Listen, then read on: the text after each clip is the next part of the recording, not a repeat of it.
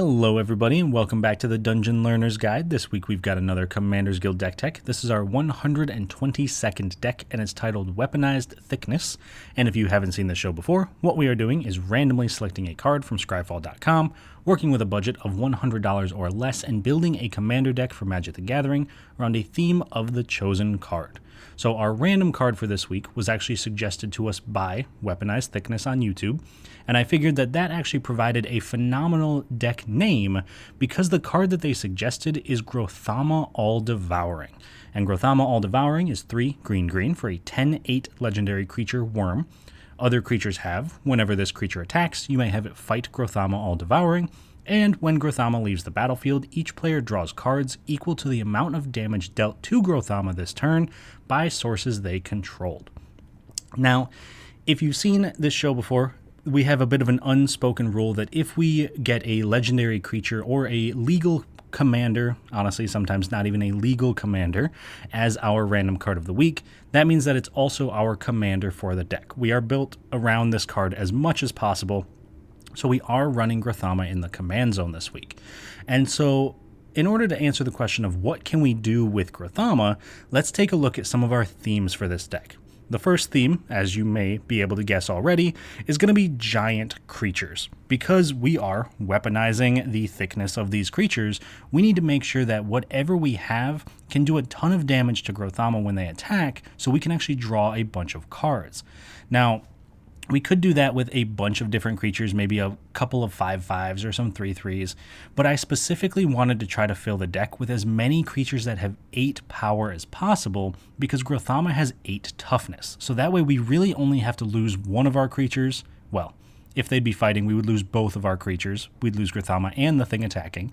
But in this case, we would lose 1 to 2 creatures and draw 8+ cards. And I think that's a pretty good trade-off, especially in mono green. So a good example of one of those big creatures is Aggressive Mammoth, which is 3 green for an 8/8 creature elephant.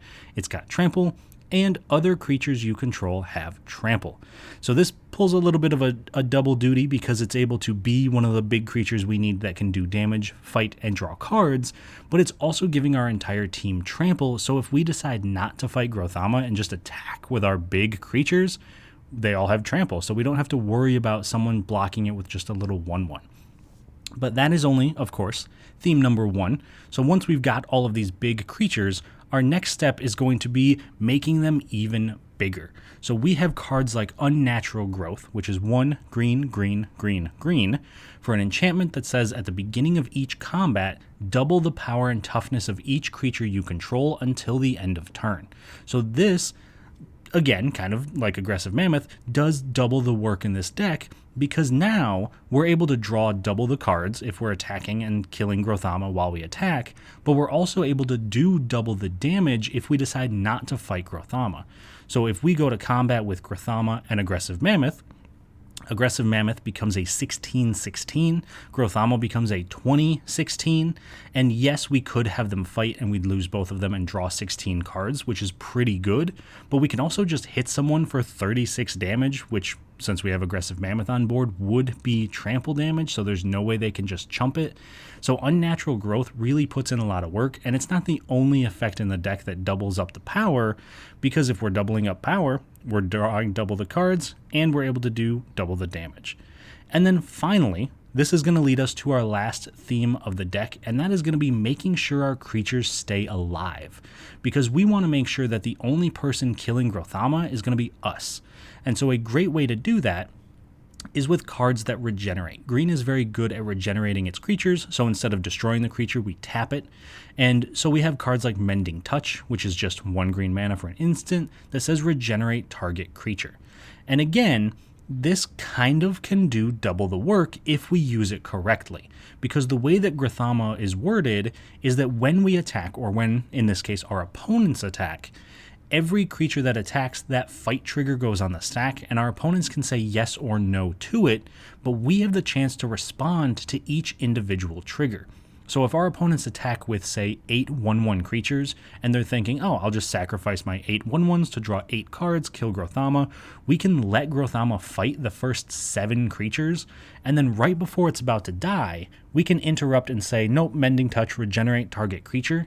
And yes, at that point, our opponent can say, oh, actually, I'm not going to have this last creature fight, because it is a May ability, but we can make sure that there's no way they're going to be drawing the cards, because yeah, they might wind up with one more creature than they would normally, but we get to keep Grothama, and it just killed 7 of their creatures. So we can use this pretty strategically to make sure that we are the only ones that are capable of killing Grothama, at least in combat, but we can also use it to save some of our creatures if someone points a removal spell at them or if someone tries to wipe away the board. It, again, is protection, but it's also going to be useful for us to have the card draw, not our opponents. So those are our major themes in the deck. And of course, we got to talk about some key cards. These are the cards that synergize very well with what we're doing.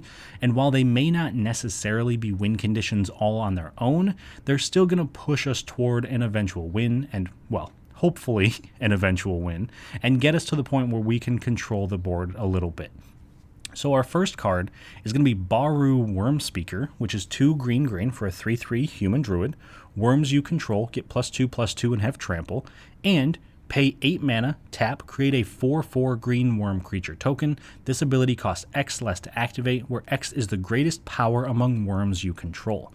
And this looks a little bit weird because we are not a worm deck. We're not specifically trying to get a ton of worms into play. If you are interested in a worm deck, by the way, you can check out our Saskia deck where we have done worms before. But the reason this is one of our key cards is because Grothama is a worm. So Grothama is going to get that +2/+2 and trample, making it a 12 power commander, so it can knock someone out of the game in just 2 hits. And it's going to reduce the cost of Baru's second ability down to only a single green mana, meaning we just have to pay a green mana, tap it, and make a 4/4 that, with Baru, is a 6/6 with trample. So all we need is Baru in our commander, and we can have pretty much an instant threat on the board. And that is exactly what we want, because we need our opponents to worry about the creatures we have, and then if, of course, they try to remove them, we can save them with some of our regenerate cards. But that is key card number 1. Moving on to key card number 2, we have Psychosis Crawler. And this one might look a little weird. Typically you see Psychosis Crawlers show up in decks that are drawing a ton of cards, maybe wheeling or discarding and then drawing cards. But we specifically have it in here for the exact same reason, although it's going to look a little different because of how we are drawing the cards. So Psychosis Crawler is 5 mana for a star Phyrexian Horror. Psychosis Crawler's power and toughness are each equal to the number of cards in your hand. Whenever you draw a card, each opponent loses 1 life. So if we go back to our previous example of having Grothama and Aggressive Mammoth in play, we swing with both, we have them fight, we draw 8 cards. Now with Psychosis Crawler on board, if we had no cards in our hand, we draw 8 cards, each opponent loses 8 life, and then Psychosis Crawler becomes an 8/8 creature. Although I guess that is a bad example because it would be a 0/0 if we had no cards in hand, but you understand what I'm saying. So Psychosis Crawler is a great way to manage not being able to do combat damage because we are fighting our creatures, while at the same time being a big creature on its own that could potentially fight down Grothama if we need it to. And if we get to a point where we have Baru, we have Grothama, we have Unnatural Growth, maybe some of our other doubling effects, there is a solid chance we can draw 30 plus cards in a single turn by fighting Grothama, and then all of a sudden Psychosis Crawler is doing 30 damage to each opponent. That's probably going to be enough to close out the game. So Psychosis Crawler definitely earns a spot in our key cards, even though it looks a little bit weird in a mono green deck. And then, finally, we have our last key card, which is Moss Bridge Troll. So when I first started putting this deck together, I was trying to find creatures with 8 power or more, so Moss Bridge Troll went a little under my radar, but I was lucky enough to find it when I was looking for regenerate cards, because it is an all-star in this deck, because Moss Bridge Troll is 5 green for a 5/5 troll. If Moss Bridge Troll would be destroyed, regenerate it, tap any number of untapped creatures you control other than Moss Bridge Troll with total power 10 or greater. Moss Bridge Troll gets +20/+20 until the end of turn. So since Grothama is a 10 power creature, we literally just have to attack with Mossbridge Troll, tap Grothama, all of a sudden Mossbridge Troll becomes a 25/25, and even if we're not necessarily doing damage, maybe we don't have trample or anything, we can still then fight Grothama and draw 25 cards with no setup other than our commander and this one other card. And if we have something like Psychosis Crawler, so that we're drawing 25 cards and then doing 25 damage, you can see how that can close out the game very, very quickly. So Mossbridge Troll, while not the win condition in the deck, is definitely the MVP and deserves a spot as one of our key cards. But that leads us to the end, of course, of our key cards, and the next thing we've got to do is talk a little bit about some cool interactions in this deck. These are the things that synergize super well, and sometimes are just cards that I think work well together and that I wanted to highlight. So our first pair of cool interactions is between Apex Altasaur and Withstand Death. So Apex Altasaur is 7 green, so a massive 9 mana for a 10/10 dinosaur that says when it enters the battlefield, it fights up to one target creature you don't control, and it has Enrage. So whenever it's dealt damage, it fights up to one target creature you don't control. Typically, this is used as not a full board wipe, but a way to remove 10 plus power worth of creatures on the board, because if you can fight, say, 10 1/1 creatures, you kill all 10 of them, but the last one is also going to kill the Apex Altasaur. So if you can manage it well, maybe it takes like 9 damage, then you fight another 10/10 to remove it. You can kind of manage that removal as well. But if we pair it up with Withstand Death, which is 1 green mana for an instant that simply says target creature is indestructible this turn, we can turn Apex Altasaur into a 100% one-sided board wipe by just fighting every other creature on the board, and it's indestructible, so it's not going to die, letting us mow down our opponent's entire boards while keeping ours. Because the important thing about Apex Altasaur is that for the Enrage trigger, it says that when it's dealt damage, it fights up to one target creature. We can stop at any time, so we do not have to fight our own creatures, and we could stop fighting whenever we wanted in the first place and keep the Apex Altasaur without the indestructible. But with Withstand Death, it can become a true board wipe in mono green, which is pretty rare to come by. Now, moving on though to our next cool interaction, this one is going to be between Exponential Growth and Giant Ankeg. And so again, looks a little bit weird, but Exponential Growth is XX green for a sorcery until the end of turn, double target creature's power X times. Then we have Giant Ankeg, which is 6 green for an insect with trample, ward 2, and other creatures you control have trample and ward 2. So I could really put any creature here that has trample, but I specifically wanted to highlight Giant Ankeg for a couple of reasons. Because as long as it's on board, all of our creatures have trample and ward 2, meaning we can be a lot safer when we cast Exponential Growth. And if we cast it for, say, X equals 5, we're doubling target creature's power 5 times. So it goes from a 1/1 to a 2/2 to a 4/4 to an 8/8 to a 16/16 and then to a 32/32, just from a single 1/1 creature. So if we're doing that to something like Giant Ankeg, which is an 8/8, we can really do a lot of damage very quickly, and I would expect that to close out the game. So by having trample, we can make sure that that creature can get through, which is provided by Giant Ankeg. And if we have the ward 2, it makes it a lot harder for our opponents to remove it, because they might be holding up 1 mana for a Swords to Plowshares or something. But if we can all of a sudden make their 1 mana removal spell cost 3, it's going to make it a lot tougher for them to actually deal with what we're trying to do.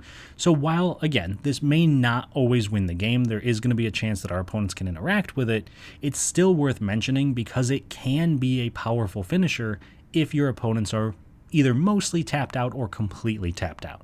So that is it for our cool interactions.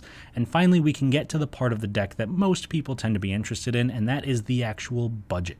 So this week, our budget came in at $97.41. And our most expensive card in the entire deck was Stonehoof Chieftain at a massive $10.35. So Stonehoof Chieftain is 7 and a green for an 8/8 Centaur Warrior, trample, indestructible. Whenever another creature you control attacks, it gains trample and indestructible until the end of turn. So this is really in here because now we can still fight Grothama with our attacking creatures and keep our attacking creatures kind of making sure that we're drawing the cards and still doing the damage to our opponents, which is absolutely perfect, and it really kind of fills in a couple of gaps that the deck has. But like I mentioned, it is a $10 card. So if you're looking to trim the price of the deck just a little bit, and by just a little bit, I mean from $97 down to $87, you can remove Stonehoof Chieftain and just put in another giant creature. I think I've included all of the 8 power creatures in green that were within the budget, so if I'm wrong, let me know. Let me know if there's an 8 power creature that I missed, but I think that I included all of them, so you might just want to include maybe some more ramp or some other little effect pieces, removal, card draw, things like that. So that is my recommendation for cards to replace our Stonehoof Chieftain, but if you're looking for cards to put into the deck that are out of the budget, I have you covered there as well. So this week, I've only got one major upgrade that I would suggest, and it's a pretty new card, and that card is Last March of the Ents. So Last March of the Ents is 6 green for a sorcery. This spell can't be countered. Perfect for our mono green deck. And it says draw cards equal to the greatest toughness among creatures you control, then put any number of creature cards from your hand onto the battlefield. This is incredibly powerful when a lot of our creatures are absolutely huge compared to most other creatures in Commander. So if we're looking at, say, even just Grothama, that would be a toughness of 8, so we would draw 8 cards and then put any number of creatures into play. But if we have some of our doublers in play, so if we've maybe doubled Grothama, say, twice, and all of a sudden Grothama's toughness is 32, we draw 32 cards, and then all creatures from our hand go into play, means that we can really make the board stay incredibly complicated very, very quickly, because we are just going to flood the board with massive creatures. And if our opponents don't have answers, or even better, if they do have answers and we drew a lot of our regenerate safety valves, then we can make sure that we untap with all those creatures and just run over the game. Now, because this is such an expensive card, it did not make the budget cut for this deck. However, if you happen to have one, maybe you were lucky enough to pull one in a draft or a pre-release, or you just have one laying around that you weren't sure what to do with, this could be a great deck for it. And if you're going to put it in, I would recommend taking out Drum Hunter. And Drum Hunter is 3 and a green for a 2/2 human druid warrior. At the beginning of your end step, if you control a creature with power 5 or greater, you may draw a card, and it taps for a colorless mana. Now, I'm not saying Drum Hunter is a bad card. In fact, that's quite the opposite. I do think Drum Hunter is very good, but in this particular deck, it doesn't do much for us, because being able to tap for an extra mana once we hit 4 mana, that's not super great, because most of our ramp pieces are 1, 2, and 3. So by the time we hit 4, we're probably pretty set for our ramp. And drawing 1 card a turn is also not really where we want to be. We want to have massive bursts of card draw that come from fighting Grothama, or possibly things like Rishkar's Expertise, drawing us cards equal to the power among creatures we control. So drawing just 1 card a turn doesn't really do it for us. And again, that's not to say that it's bad, but I do think if you were to upgrade the deck, Last March of the Ents probably comes in over Drum Hunter. If you think I'm wrong, let me know in the comments. I would love to hear what people think about this swap, because most of the swaps that I do on this channel are just my own personal opinions. So if you believe something different, or if there's a different card that would come out or a different card that would go in, please do let me know. I would love to hear it. I love talking about the decks. They're a lot of fun. So with that being said, before we get into our actual game, because we do of course have to show off how this deck works in a game, let's take a second to talk about some ways that you can help support the channel if that's something you're interested in doing. So if you're interested, you can find us over on Twitter at 13POYNZ. You can find us on Reddit, u/POYNZ13, and you can send us an email, dungeonlearnersguide@gmail.com. Those are all great ways to reach out if you ever have any questions, you just want to talk. Maybe you have suggestions that you have for the channel, like there's cards that you want to see turned into decks. I am happy to listen to all of those. As evidenced by this deck, I am also happy to turn them into decks in the future. But if you are looking for a guarantee that I will turn them into a deck, then you can find us over on Patreon, patreon.com/dungeonlearnersguide, because I will do my best to get to all of the suggestions for this channel. But of course, we have been growing pretty quickly, so we are not able to get to every single suggestion. However, I do make the promise to my patrons that I will get to all of your suggestions at some point. It may take me a little bit because I work pretty far in advance, but I will get to them when given the chance. So if you would like to join our amazing patrons of William Swiftfoot, Doodle, Calvin Schmidt, Eric Hui, Jeff Winger, Jeffrey Boos, Salty and Sunshine, and Devin Purser, you can always head on over to the Patreon, and you do get more than just my guarantee that your card will be turned into a deck at some point. You also get access to things like a Discord channel where we brew up a lot of the decks, and that's also the first place I look for people to participate in the games on this channel. So if you want to be in any of these videos, that is a great way to do it. You'll also be able to get access to the deck lists a week early, so you can give me some feedback on that. You can see the unedited gameplay videos, so you can hear the players talking with each other, laughing, having a good time, rather than just my own narration over a shortened version of it. And you'll also get, at the highest tier of our Patreon, a card sent from me to you every single month. It will be one of the random cards that we've built around for that month. I can't tell you which one it's going to be because I also choose those at random as well.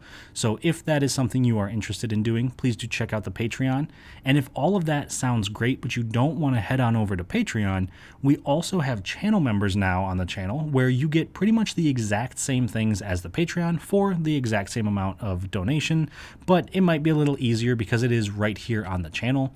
Also, the channel members get access to a unique emoji where you have our Dungeon Learner's Guide symbol or logo that you can use, but I can't quite figure out how to get that into Patreon. I am working on that, but if all of that sounds good, please do check us out. If none of that is your style, or maybe it's just not the right time for you, you can always just like the video, subscribe to the channel. That does help out quite a bit. So I think I've rambled enough about some of our supporting ways, and so let's get into our gameplay. Let's find out how some Weaponized Thiccness performs in a game. And this week we are joined by 3 opponents. We are joined by Cow playing Savra, Queen of the Golgari, Shawn playing Feather the Redeemed, and Bilal playing Chishiro the Shattered Blade. So starting off with Cow and his Savra deck, he said that this is a bit of an older deck. It doesn't perform quite as well as he would like it to, but it is still very cool. It is 2 black-green for a 2/2 elf shaman that cares about sacrificing, which is very unique in terms of the elf shaman creature typing.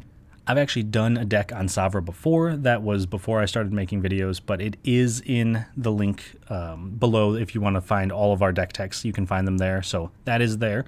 But because of that, I do know the power of Savra, so I am a little bit concerned about it.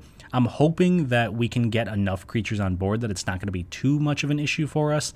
But I do worry that we try to get about 1 to 2 big creatures every single turn. So if he gets a lot of sacrifice fodder, he could run through our board pretty quickly, which is a concern. Next up is probably the deck that I am the most concerned about. That is Feather the Redeemed, being played by Shawn. Feather is incredibly powerful and almost impossible to kill at any given time, because if the Feather player has even a single mana open, there's a good chance that they'll find a way to protect Feather, and then they get that spell back and they protect it again next turn, and they just keep going until eventually you die to Feather damage. And I have personally died to this Feather, Shawn's Feather, quite a few times. So I am very concerned about this deck going into it, because although we have a lot of big creatures, there's not a ton of reach in our deck. There's not a ton of flying in the deck. So if Feather really starts to go off, there's not too much we can do to stop it. And then finally, we have Bilal and his Chishiro the Shattered Blade deck. This is a modified deck. He's really focusing on the +1/+1 counters, so he wants to get a ton of creatures into play and just start boosting their power and toughness to make sure that he's able to kind of run over the board. I'm not too worried about Chishiro. I think that for the most part, our creatures will be either the same size or even bigger, so I think we can block Chishiro pretty well, but I do think that he might eventually go wider than us if he does lean into some auras and equipments to make the 2/2 spirit tokens, so that is something to watch out for. But that is just my personal opinion. If you think any of these commanders might be more difficult for our deck than others, please do let me know what you think. But I think it's time to find out how our deck performs, so I will give it a shot, and I will talk to you all once the game is done. At the start of the game, Cow goes first, followed by Shawn, myself, and then Bilal. On Cow's first turn, he plays a Terramorphic Expanse, sacrificing it to search his library for a basic land, putting it into play tapped. Shawn plays a Sacred Foundry, tapped. I play a Forest. Bilal plays a Raging Ravine. Cow plays a forest, then casts Swiftfoot Boots. Shawn plays a Clifftop Retreat and casts Fire Diamond. I play a forest. Bilal plays a Mossfire Valley. Cow plays a forest and casts Vanewitch Coven, letting him pay a mana whenever he gains life to return a creature from his graveyard to his hand. Shawn plays a mountain, then casts Firebrand Archer, doing 1 damage to each opponent whenever he casts a non-creature spell. I play a forest and cast Kodama's Reach, searching my library for 2 basic lands, putting 1 into play tapped and the other into my hand. Bilal plays a forest and casts Fires of Yavimaya, giving all his creatures haste. Cow plays a High Market, then casts Ancient Craving, drawing 3 cards and losing 3 life. Shawn plays a mountain and casts his commander Feather the Redeemed, exiling any instant or sorcery he cast that targets one of his creatures and returning it to his hand at the end of turn. I play a forest and cast my commander Grothama All-Devouring, letting any creature fight it when it attacks and drawing its controller cards equal to the damage dealt to Grothama on the turn that it dies. Bilal plays a forest and casts Renata Call to the Hunt, putting a +1/+1 counter on each other creature that enters under his control. Cow plays the Llanowar Wastes and casts Sky Shroud Claim, searching his library for 2 forests, putting them into play. In response, Shawn casts Spawning Breath, doing 1 damage to Feather, making a 0/1 Eldrazi spawn token that can be sacrificed for a mana, doing 1 damage to each opponent and returning the spell to his hand at the end of turn. Once that's resolved, Cow casts Phyrexian Reclamation, letting him pay 2 mana and 2 life to return a creature from his graveyard to his hand, then he equips the Coven with the Swiftfoot Boots, giving them hexproof and haste. On Shawn's turn, he casts Stormkiln Artist, creating a treasure token whenever he casts an instant or sorcery. He then attacks me with Feather, casting Adamant Will before damage to give Feather +2/+2 and indestructible, making a treasure, doing 1 damage to each opponent, hitting me for 5 total Feather damage, and then returning Adamant Will to his hand at the end of turn. I play a forest, then cast Llanowar Elves, and attack Shawn for 10 with Grothama. Before the damage, Shawn casts Blacksmith's Skill, giving his Stormkiln Artist hexproof and indestructible until the end of turn, making a treasure, doing 1 damage to each opponent and returning the spell to his hand at the end of turn, and this lets him block Grothama, taking no damage.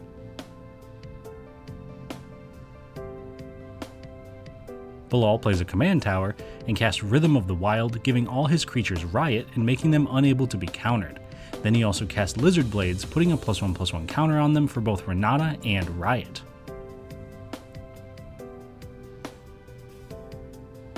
Cow plays a forest and casts Spring Bloom Druid, sacrificing a forest to search his library for 2 basic lands, putting them into play tapped. He then casts his commander, Savra, Queen of the Golgari, letting him pay 2 life and make each opponent sacrifice a creature whenever he sacrifices a black creature, and also gain 2 life whenever he sacrifices a green creature. He then moves to combat and attacks Shawn for 3 with the Vanewitch Coven.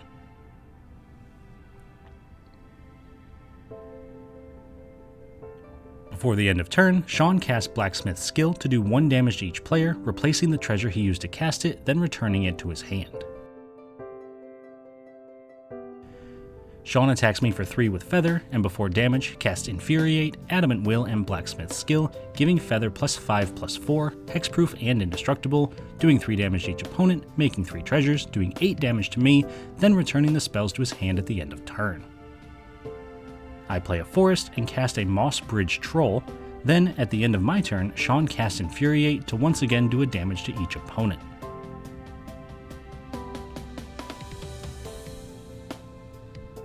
Bilal casts Uncivil Unrest, giving all his non-token creatures Riot and doubling the damage done by his creatures with +1/+1 counters. Cow casts Tend the Pest, sacrificing Witchbane Coven to make 3 pest tokens. This also lets him pay 2 life to make each opponent sacrifice a creature. In response, Shawn casts Spawning Breath, doing a damage to Feather and creating an Eldrazi spawn to sacrifice, also doing 1 damage to each opponent and making a treasure.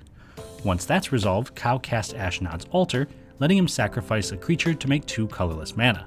He then sacrifices all 3 of his pests, making 6 mana, gaining 6 life, and paying 6 life to make each opponent sacrifice 3 creatures. Before that resolves, Shawn casts Blacksmith's Skill, Adamant Will, Justicar's Portal, and Infuriate to make 4 more treasures and do 4 more damage to each opponent, returning the spells he's cast this turn to his hand at the end of turn. Finally, Cow's sacrifice triggers Resolve and wipe away his opponent's boards. Once that's resolved, Cow sacrifices his Springbloom Druid, making 2 more mana and gaining 2 more life. This lets him cast Pest Infestation for X=4, destroying all of Bilal's enchantments and Shawn's last treasure while making 4 more pest tokens. He then attacks Shawn for 2 with Savra. At this point, Shawn, Bilal, and I decide that we're not going to be able to keep creatures on the board for the rest of the game, so rather than dying slowly to Savra, we decide to concede, winning Cow the game. Alright, so that was a sweet game. We definitely showed off what our deck can do. We were so close to drawing 25 cards with that Mossbridge Troll, but unfortunately Cow really started to go off, made a ton of pests, and just kind of shut our board down to the point where we really weren't going to have any creatures in play for quite a while, and at that point I think we would have fallen too far behind. We weren't going to be doing too much, so that was one of my main reasons for deciding to concede at that point. And I know those sentiments were shared by Shawn and Bilal. Bilal was kind of in a similar situation to us, where he really wanted to play one big creature every single turn, so Cow making him sacrifice it every single turn was not where he wanted to be. He had the setup going, but unfortunately he had it all removed the turn before all the pests came down, and it just kind of became a moot point for him, so he also decided to concede. Shawn, not the exact same. He had ways to fight back against it, but because his entire deck revolved around his commander, there was no real way for him to keep Feather on board with what Savra was doing, and even if he was able to stick Feather and then try to get some other creatures into play, then Cow could just sacrifice things in response to get rid of Feather, so it was pretty brutal all around, so that was why Shawn had decided to concede. And then Cow, of course, did everything he wanted to do with Savra. It was actually pretty impressive, the use of pests, because they're both green and black, and they gain life, so he's technically netting life from all of the shenanigans that he's doing. I think, if I remember right, he said that this deck hadn't actually won before, so it was very cool to see it go off. And as someone who has played Savra before, it is very tricky to get it to actually go off, so it was very impressive to see. Hopefully we'll get to see that deck again in the future, because it was a lot of fun, even though at the end of it we kind of got locked out. So overall, very cool game. Let me know in the comments what you think. Was there any deck that really shined, or maybe a deck that you'd like to see come back on the channel in the future? Please do let me know. But otherwise, I will see you all on the other side of the Dungeon Learner's Guide.